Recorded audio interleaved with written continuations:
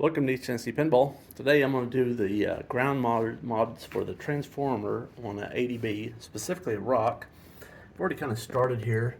So the problem is all the grounds for the major components, they come in on all these individual wires. And I've got this one. There's a bolt there, and there's another bolt there. I've already unplugged, but they're on this connector. And I'm going to just go ahead and unplug or unscrew this other nut or bolt. And I'm going to unplug this. Hold on one second.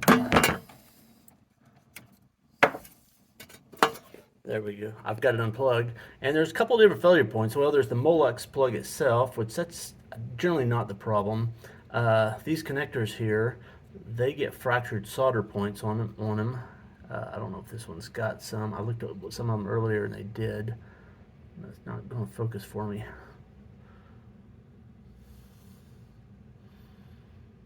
Well, that one on the far right is a little bit fractured. Not horribly bad, but not good either. In any case, so that's a point. But I think looking at this a little bit better, it's not a metal plate. It's like a wooden wafer, and it's almost got like a metallic veneer on it, and it's super thin, and it's lapped up over this little brass bushing, you might say. I think the failure point is the connection between that outside veneer that's kind of lapped up over and the inside where the bolt goes, and then the bolt needs to ground in that hole there and that hole there. So I think it's actually the lack of ground, looking at it, between the outside and inside on this board. So anyway, the solution, get rid of that. This one was the same way, and basically I cut off that connector, strip back all those wires, and those are going to get thrown into a wire nut with that. So that's going to get a wire nutted together, and then this other end I've already crimped on an eyelet.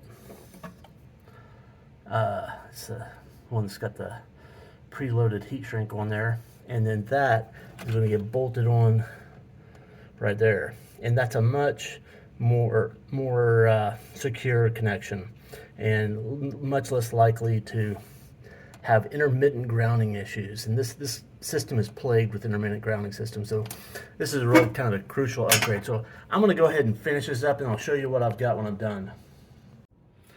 So I got it all finished up here. So each one of those bundles, cut, stripped, put another wire here, pretty heavy gauge, to a connector here that's bolted into the side here using the old bolts and the old holes, and they're all secure, and that's gonna be a much more robust connection. The other one thing I did is I sanded the spot on the side of this panel before I bolted in there, so it'd have a nice fresh piece of metal to ground to.